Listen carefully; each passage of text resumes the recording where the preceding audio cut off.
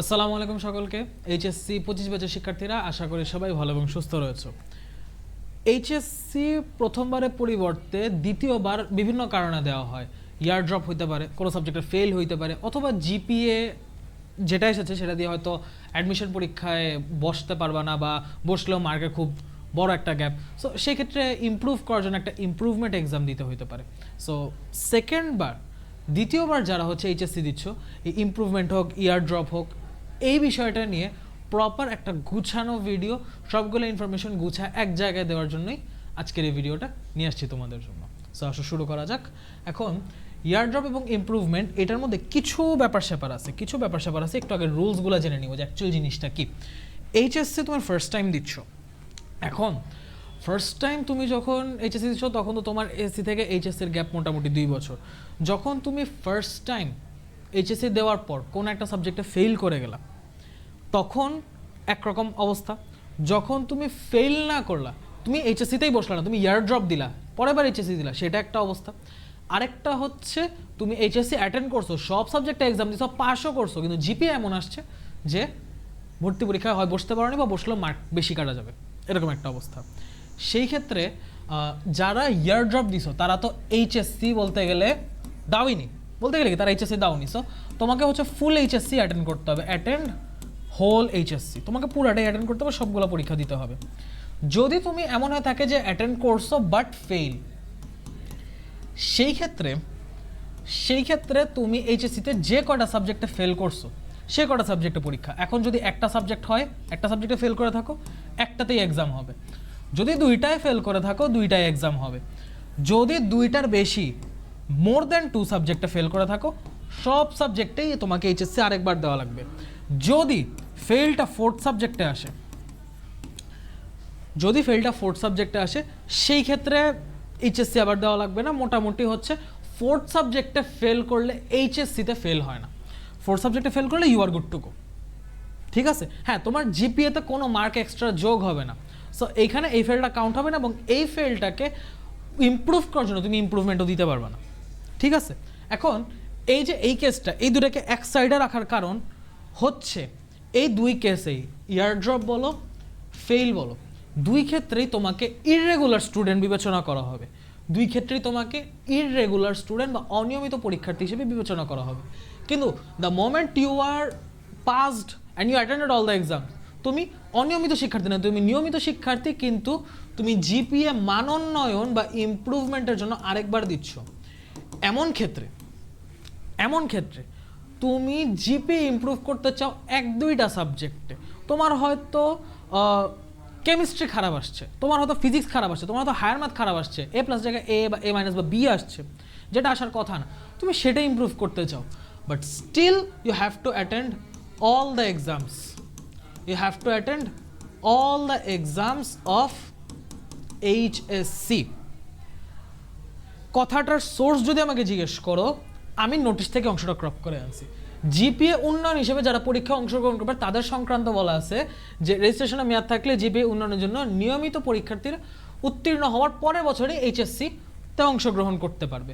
তুমি যদি HSC 25-এ exam দিয়ে থাকো, তুমি এইচএসসি 25 ব্যাচ হয়ে থাকো, তুমি 26-এ হচ্ছে ইমপ্রুভমেন্ট দিতে পারবা।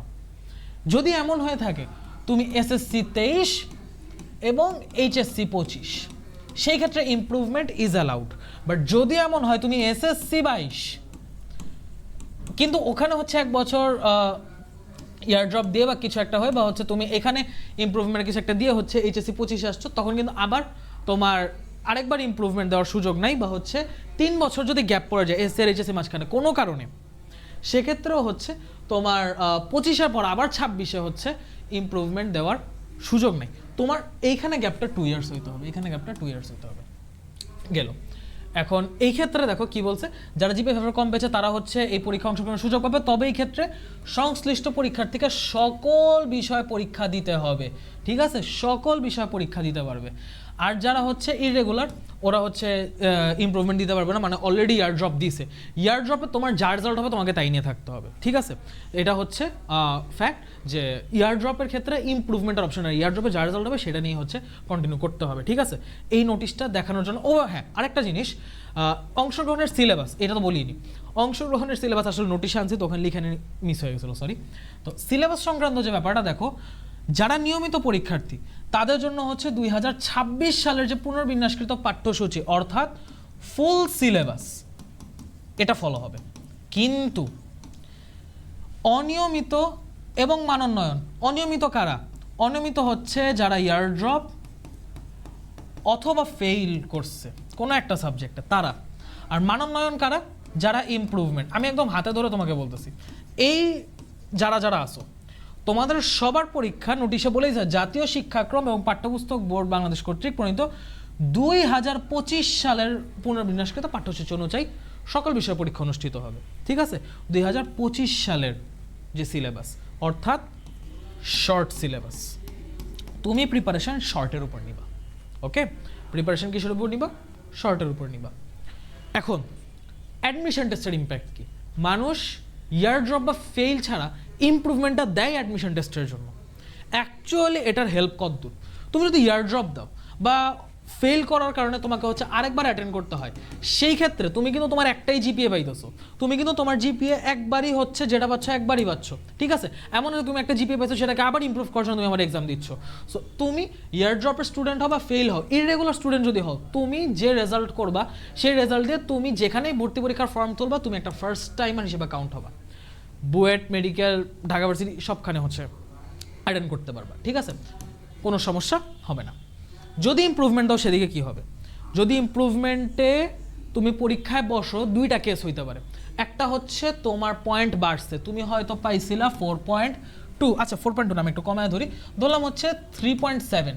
ঠিক আছে, তুমি পাইছো 3.7। যদি কারো 4-এর কম না থাকে, ধরো মানে দুইটা মিলে 9.5-এর কম না থাকে, সেই ক্ষেত্রে হচ্ছে ইমপ্রুভমেন্টে বসাটা মানে বেশি হয়ে যায়। সত্যি কথা যে এত পরিশ্রম আসলে দরকার নেই। তোমার ধরো একটায় 5 একটা 4.5, একটায় 5 একটা 4, দুইটা মিলে 9 সামথিং আছে, সেক্ষেত্রেও তুমি এটা দিয়ে কন্টিনিউ করতে পারবা। বাট যদি একদম বেশি কম থাকে সেই ক্ষেত্রে ইমপ্রুভমেন্ট দেওয়া যেতে পারে। 4-এর নিচে না থাকলে কেউ ইমপ্রুভমেন্ট দেওয়াটা আমি রিকমেন্ড করি না, টু বি অনেস্ট। ঠিক আছে, একদম ওপেনলি কথাবার্তা বললাম।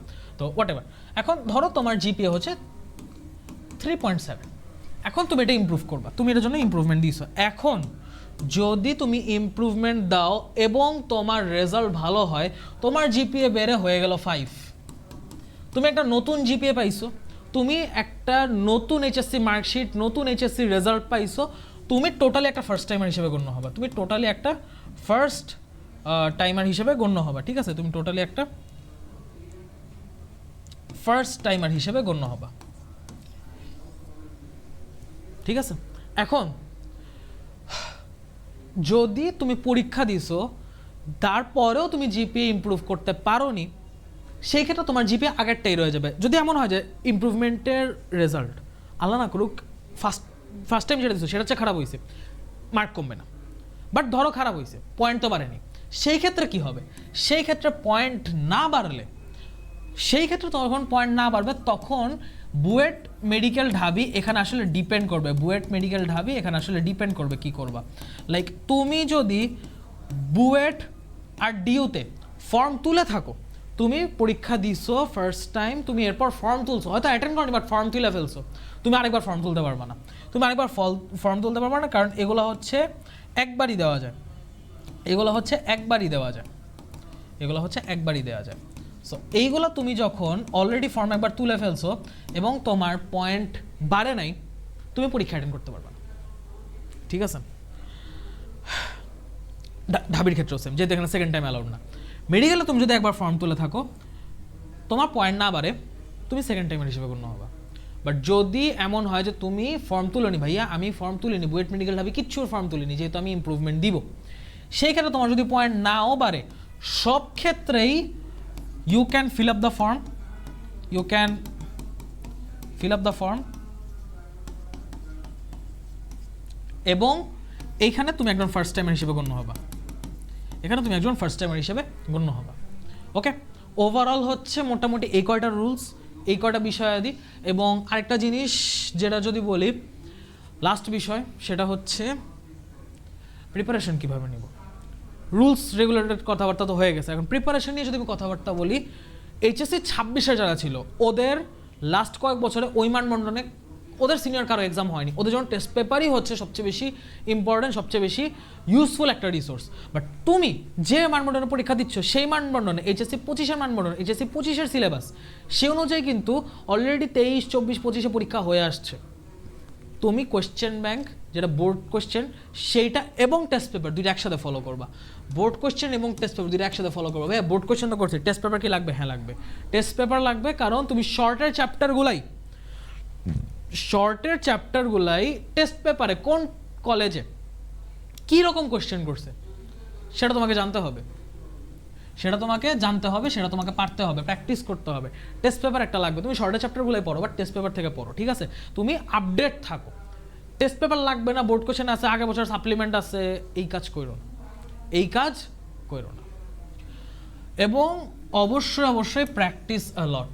তুমি যেহেতু অলরেডি একবার এইচএসসির পর্যায়টা পার হয়ে আসছো, যদি ইয়ার ড্রপ না হয়ে থাকে, তুমি স্টিল ফেল বলো বা ইমপ্রুভমেন্ট বলো, তুমি কিন্তু একবার এইচএসসি অ্যাটেন্ড করে আসছো, তোমার একবার এক্সপোজার হয়েছে এইচএসসিতে। সো এই যে একটা এক্সট্রা বছর পাইছো, এই এক্সট্রা বছরের যে কটা টাইম আছে এই কটা টাইমে প্রচুর প্র্যাকটিস করো, ঠিক আছে? যেন সব কিছু তোমার আঙ্গুলে লাগায় থাকে। এবং এই প্র্যাকটিসের সাথে আরেকটা জিনিস খেয়াল রাখবো, এক্সটেন্সিভ অ্যাডমিশন প্রিপারেশন নেওয়া লাগবে, ঠিক আছে? কারণ তোমার অলরেডি এখানে একটা বছর তুমি পিছিয়ে গেছো। সেকেন্ড টাইম অ্যাভেলেবল থাকা সত্ত্বেও তুমি ধরো সেকেন্ড টাইম পর্যন্ত যদি অপেক্ষা করো, 1 বছর করে 2 বছর পিছিয়ে যাবা। এটা গেল একটা বড় ফ্যাক্ট। তার উপর আরেকটা বড় ফ্যাক্ট হচ্ছে যে যারা ইয়ার ড্রপ দিয়ে বা হচ্ছে ইররেগুলার থেকে ইয়ার ড্রপ হোক বা ফেল হোক, সেইখান থেকে হচ্ছে তোমার অ্যাডমিশন টেস্ট অ্যাটেন্ড করে, তাদের কিন্তু হচ্ছে অ্যাডমিশন টেস্টের রিমার্কস খুব বেশি ভালো না, অনেস্ট কথা, খুব বেশি ভালো না। সো তুমি যেন এই ব্যারিয়ারটা ক্রস করতে পারো, এই জন্য তোমাকে একটা এক্সটেন্সিভ প্রিপারেশন নিতে হবে। এটা বলার উদ্দেশ্য তুমি একটা মাইন্ডসেট রাখো, ঠিক আছে? তুমি একটা মাইন্ডসেট রাখো এবং এই সময়টা হচ্ছে ভালোভাবে কাজে লাগাও। এখন কিভাবে রুটিন করে পড়বা, কিভাবে কোন বিষয় গুছাবা বা কিভাবে হচ্ছে পড়াশোনাটা আগাবা, সেই সব কিছু ডিটেলস নিয়ে আমি অলরেডি একটা ভিডিও আপলোড করছি, 60 দিনে এ প্লাস কীভাবে সম্ভব। সেই 60 দিনে এ প্লাসের ভিডিওটা তোমরাও ফলো করতে পারবা। ওইটা হচ্ছে, যদি আমি 26 বছরের জন্য করছি, বাট ওইটার যে রুটিন, ওইটার যে প্রসেস এবং ওইটার যে কথাবার্তা সব কিছুই হচ্ছে তোমাদের সাথে ম্যাচ করবে ইনশাল্লাহ। তোমরা সেই ভিডিওটা অবশ্যই দেখবা এবং ইমপ্রুভমেন্টে বা এইচএসসি আরেকবার যে দিচ্ছ সেখানে একটা ভালো রেজাল্ট নিয়ে ফিরে আসবা। দেখা হবে অন্য কোনো একটা ভিডিওতে। সে পর্যন্ত সবাইকে আল্লাহ হাফেজ, আসসালামু আলাইকুম।